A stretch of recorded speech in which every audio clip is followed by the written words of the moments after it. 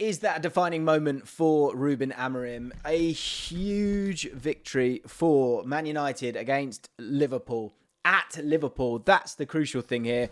And we're going to talk about it from a Liverpool point of view, from a Man United point of view. Is it a defining moment? I think it has to be. Like, it literally, I'm not saying it is. I'm saying it has to be.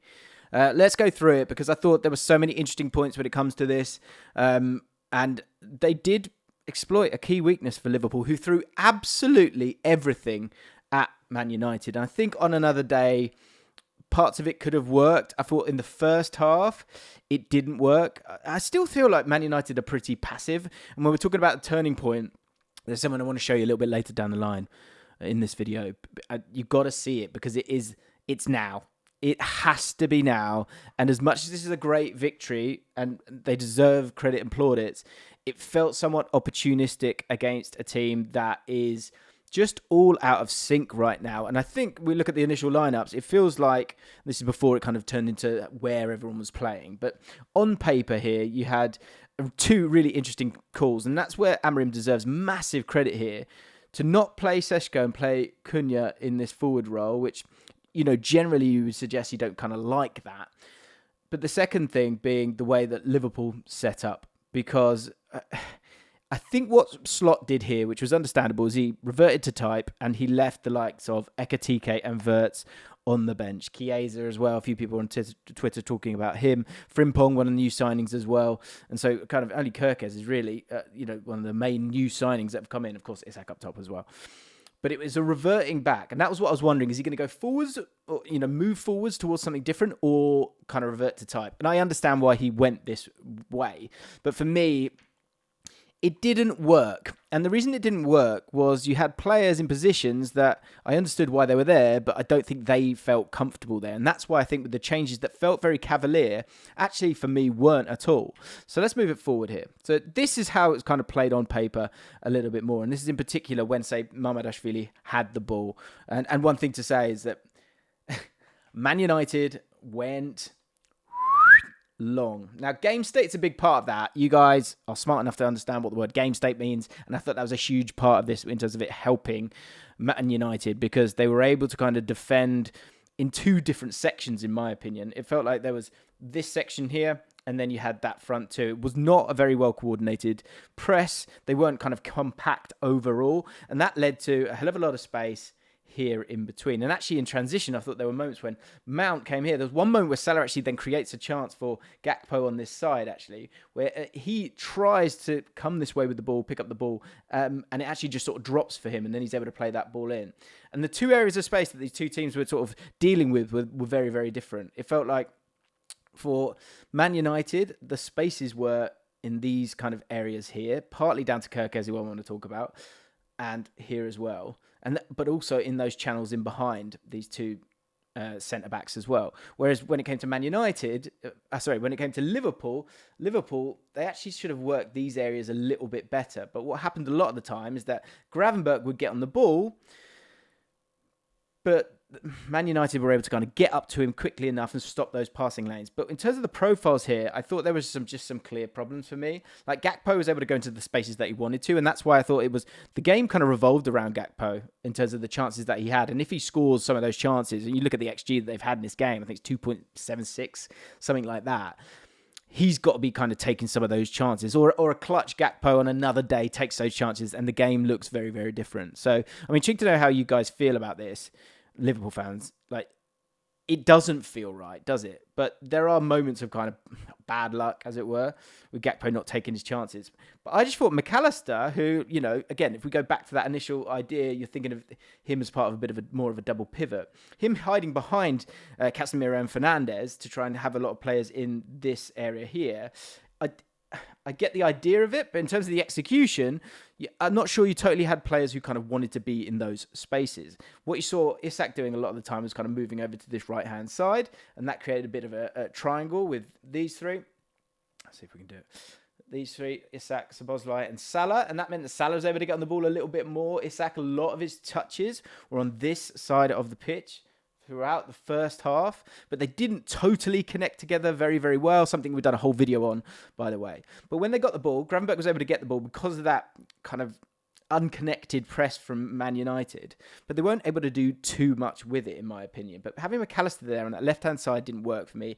Kirkes is a huge problem for Liverpool, in my opinion. And Man United were able to really, really attack down this little area here. And there was a few ways that we're trying to do it. But in particular, when Diallo was able to kind of jump, they would either go long down to this left-hand side or play a lot of kind of actually like one pass, nearest player passes, work down this left-hand side, keep the ball, and then switch the play over to Mbeumo and Diallo. And sometimes you actually had Casemiro would never be up there, but Mbeumo would sometimes make these kind of runs to take him away. Kirkos and Van Dijk were making their way here, and then that switch all the way across was a lot more easier to achieve. And then once they did, Kirkes was a little bit twitchy, and it was one where these two are up against these two, in Van Dijk and Kirkes. They just didn't feel comfortable for me. It didn't look comfortable at all. And that's where they got a lot of joy. And we're going to break down that in far more detail in the video that will come out on the JLA channel tomorrow. By the way, this is the JLA Tactics board. If you've not become acquaintance to it, there is a link in the description. Get yourself involved in it. So let's like neaten this up a little bit for a second.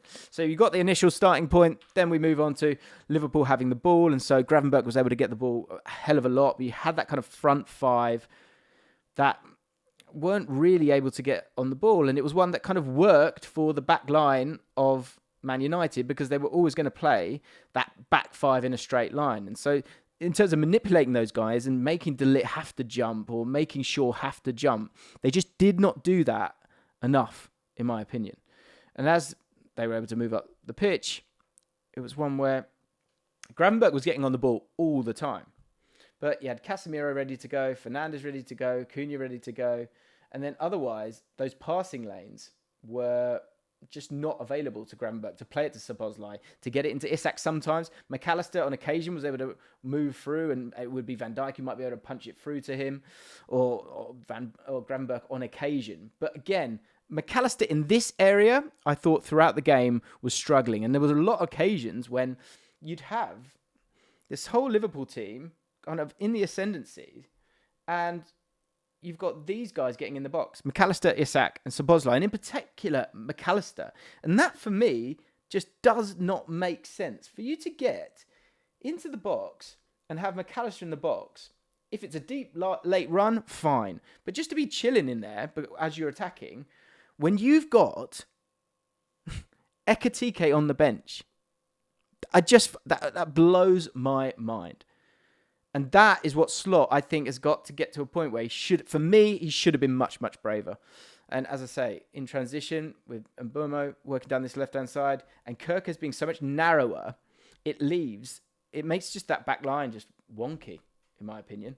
And it leaves that lovely space in behind. And that is something that Amorim spotted. And I think if Cunha's not playing, you've got Seshko there, and they're probably just being a little bit more careful. But when they had the ball, it was Kirkes and Bradley who would step on. Forgive me. It would be Kirkes and Bradley who would step onto that line up with Gravenberch. But again, there are trust issues in this team.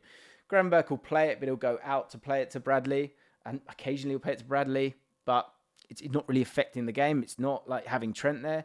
And I just don't think they just don't seem to want to play to him right now. And poor Kirkes, the amount of times that he made these underlapping runs in the second half, it was incredible how many times he did it. And they're just never going to pass him the ball.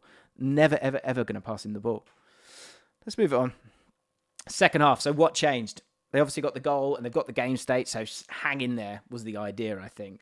I thought there was a bit of a move here where Isak kind of moved over to this right-hand side a little bit more. So Szoboszlai and Gravenberch then came to here, and they sort of stepped off Maguire so that in transition they could try and pop it in here. Now there's a big thing that changed here.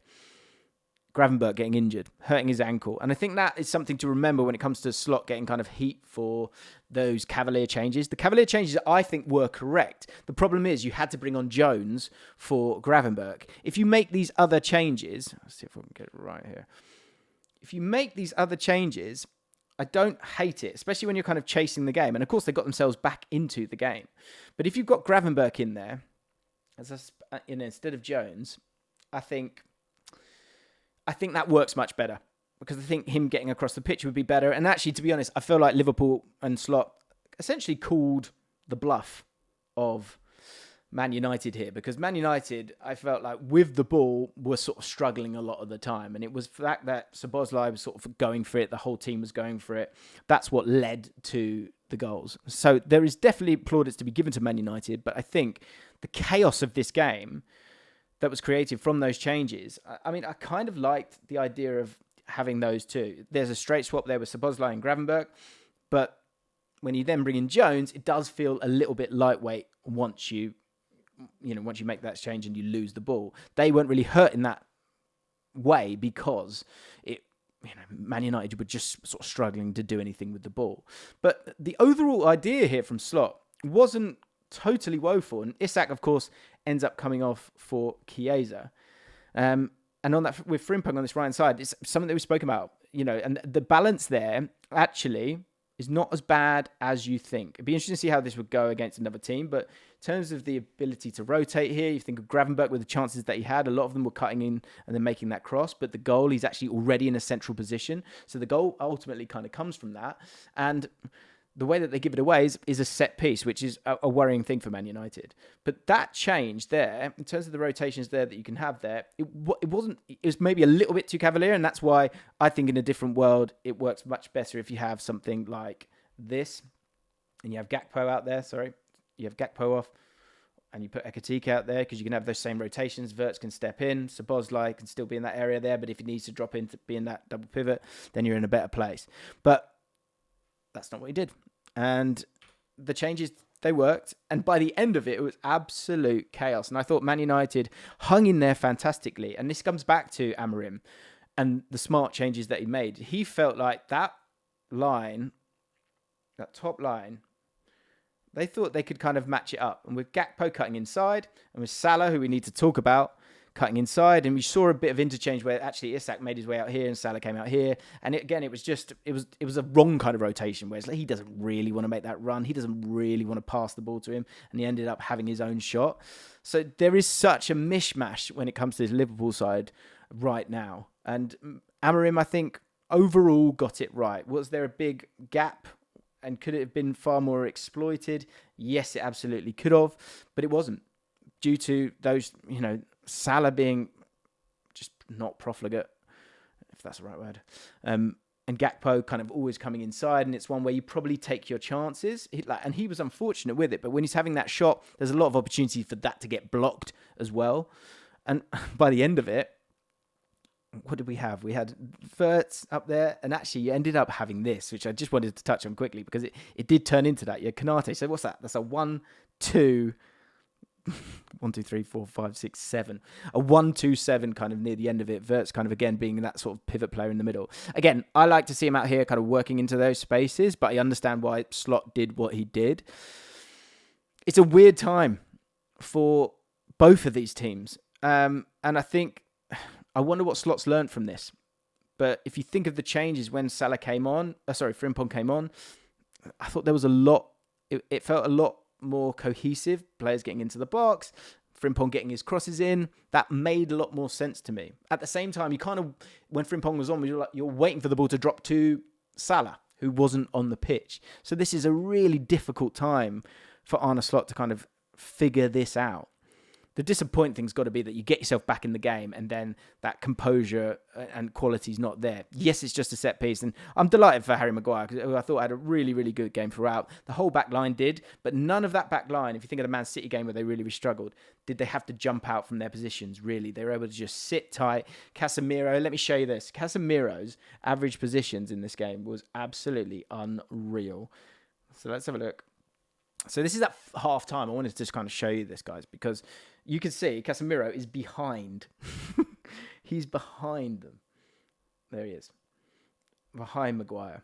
That shows how deep they were. And again, I think you can see that massive gap here between the two. It was disconnected. And again, what we were talking about, Kerkez being kind of not picked on, but they look to expose that weakness of those two. And when you've got Diallo and Mbeumo, you've got two players who can dribble at you. You've got someone who can, attack you from a physical point of view. Diallo who can run straight at you, which I think they did really well.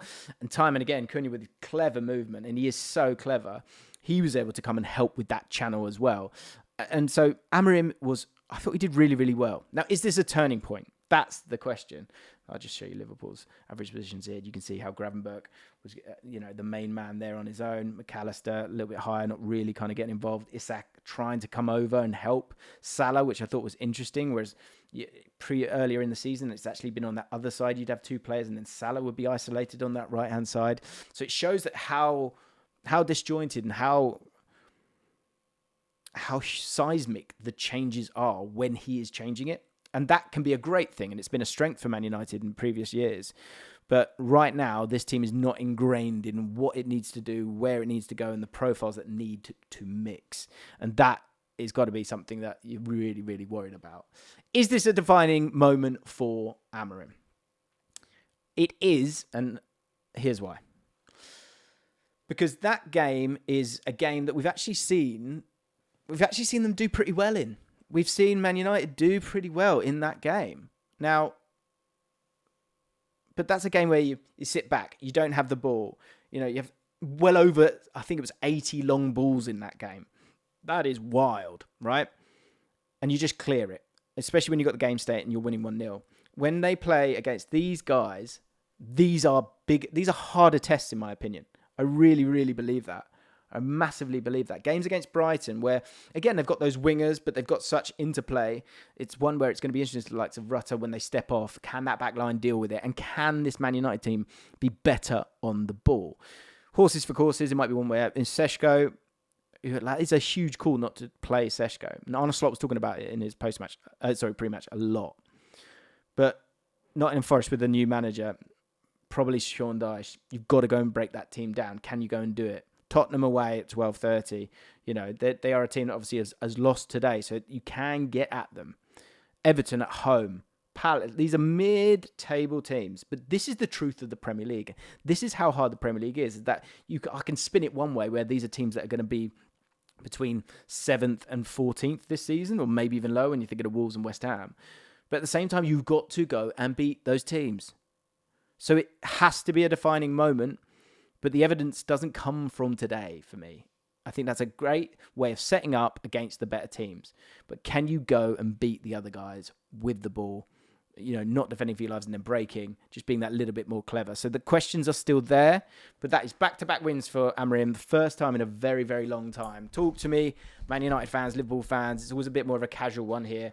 How are you feeling about this? Are you seeing any positives, Liverpool, and the fact that you did at least get back in the game? Man United fans, is this a turning point? Talk to me. Speak soon.